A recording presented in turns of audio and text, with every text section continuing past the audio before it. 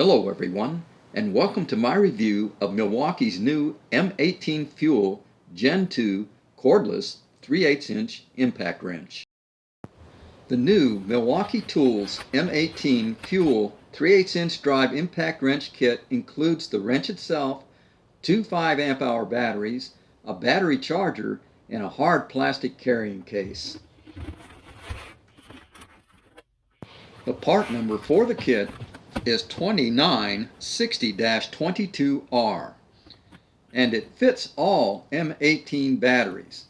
Included are two red lithium extra capacity 5 amp hour batteries. We'll be testing these features out further along in the video.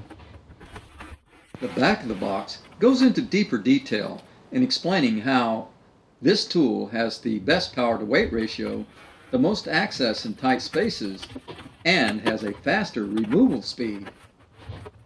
Also a brief rundown of the tool specs and the technology that is built into the tool.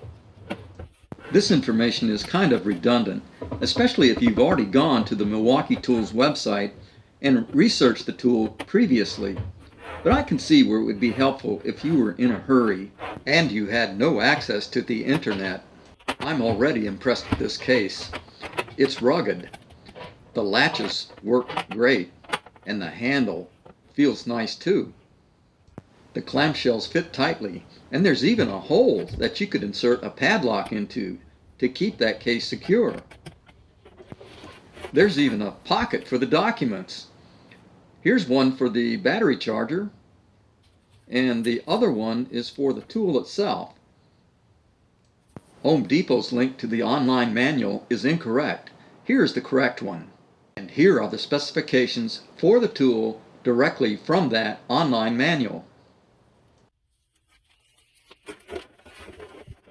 So, let's inspect the wrench to see if there was any shipping damage, although it would be hard to imagine that anything bad could happen to that tool, given that it is placed in such a secure and well-designed case. Here's a close-up of that friction ring. It compresses and expands to hold on a socket when it is placed onto the anvil. This switch controls the direction that the anvil spins, and in the middle position it locks the switch. Here's the removable belt hanger. Boy, is that thing on there good. And it can also be removed if you're not going to use it, and or moved to the other side of the wrench handle. Very nice, and no unexpected dents or dings. Now let's take a look at the battery charger. Wow, there's a prong protector. And these are the contact blades for the battery connector. They all look nice, clean, and straight. And this charger also can handle an M12 battery as well as the M18. This is the M12 connector, and here are the status lamps. Use this table to interpret the lamp patterns. You can even hang the battery charger on a wall by using these two holes on the back plate. And here's a link to the online manual for the battery charger if you ever need it. Now let's take a look at the case candy that was included with our brand new impact wrench. Win a 10-piece combo toolkit if you register your new tool online. And there's a link at the bottom of the brochure that tells you where to go. Here's a list of M18 battery compatible tools. M18 red lithium. There's more information on registration in here, and also about the one-key solution. Note that one-key electronics are not installed on this particular impact wrench. So let's take a look at the second battery that is included with the kit.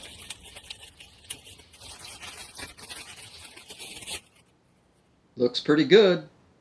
Contacts clean and straight. No dents, no scratches.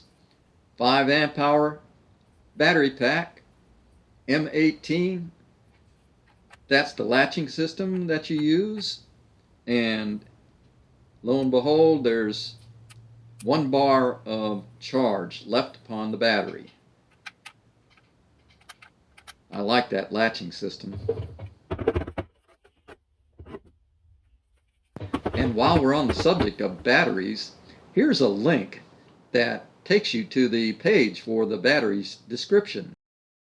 Let's start by removing the lugs from this old tractor wheel. Setting the wrench's drive control to mode 3 gives me the most powerful settings. Note that the nut busting torque is up to 600 foot-pounds. Let's check the battery gauge too. 4 bars, that's the maximum charge. Yep, the socket is spinning in the correct direction and the right size is mounted. Let's put the impact wrench to work. Wow, it made short work of that one. These nuts have been on a while, as you can tell by the rust. Also, I had sprayed the lugs previously with penetrating oil to make the job a little easier.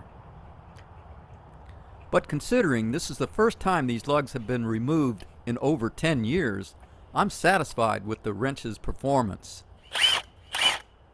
I thought about changing the wrench's mode here to the next lowest fastening torque, but in the end I decided to stick with mode 3 with 550 foot-pounds of fastening torque. Removing the lugs on my pickup truck came next, and I decided to keep the wrench in mode 3 because it works so well on the tractor wheel. I thought it was a good idea to check the battery level also. Once again, I checked the direction of spin on the socket. I wouldn't recommend that you do this, but out of force of habit, I do it quite often.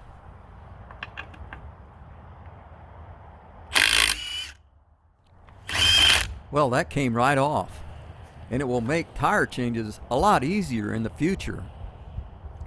Let's reverse the procedure and reinstall the lug nut.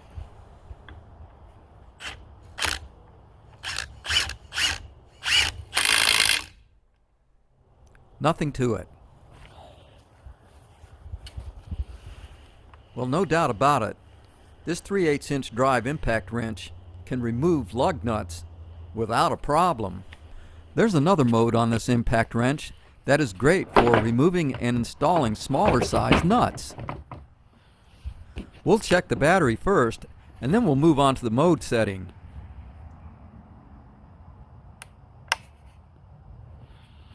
This mode setting keeps nut busting torque at up to 600 foot-pounds, but lowers the fastening torque to 35 pounds or less.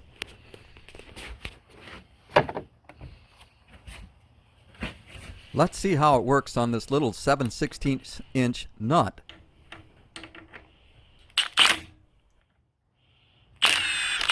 Well, I expected it to come off easily. The mode that I have selected is referred to as the auto shutoff mode. What that means is, well, what I think it means is that while you are torquing the nut back onto the screw, it will not exceed 35 foot-pounds of torque. And I must say, it looks like it's working pretty good. I'll be using this auto shutoff mode a lot, as there are a lot of small fasteners on this old antique motorcycle. Next, we're going to see how well the wrench works with Phillips head fasteners. Milwaukee does manufacture 1/4" hex shank designed for torque wrenches. However, you will need the Milwaukee 1/4" to 3/8" adapter, which I'm showing you here. I don't have a number 2 Phillips hex shank torque driver, so I'm forced to use a standard Phillips that you see here. And as you will notice, it doesn't work very well, but it works good enough to show you that the wrench will in fact work with this type of a driver.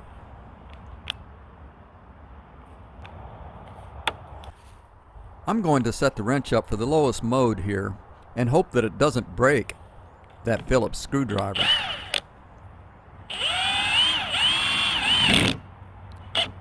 Well, it's slipping, just like I thought it would.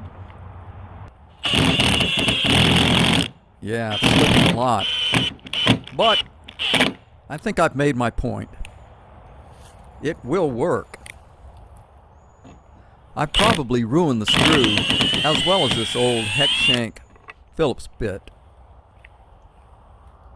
You can bet that I'll be getting one of Milwaukee's high torque No. 2 Phillips bits in the near future. Well, that was fun. Let's place our new adapter back onto the anvil of our impact wrench, and we'll do some paint stripping with it. You can get these hex shank wire brushes at Home Depot too. I bought an entire set. They're made by Ryobi, and they fit into this adapter just great. Once again, let's check our battery level before proceeding. And I think we'll experiment with the mode settings. We're going to need the highest speed available to spin that brush with.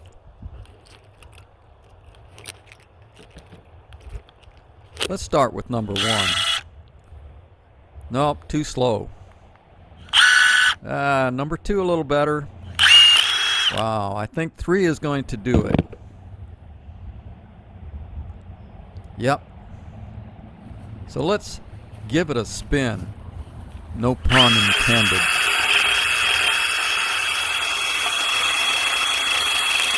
Well, this is probably not the best way to do this, but at least you get the general idea that these accessories will work.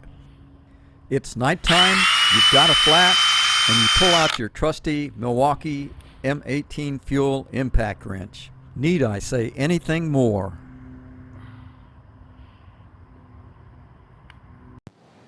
That's all I have for this review. Thank you for watching, and I hope I'll see you on my next review.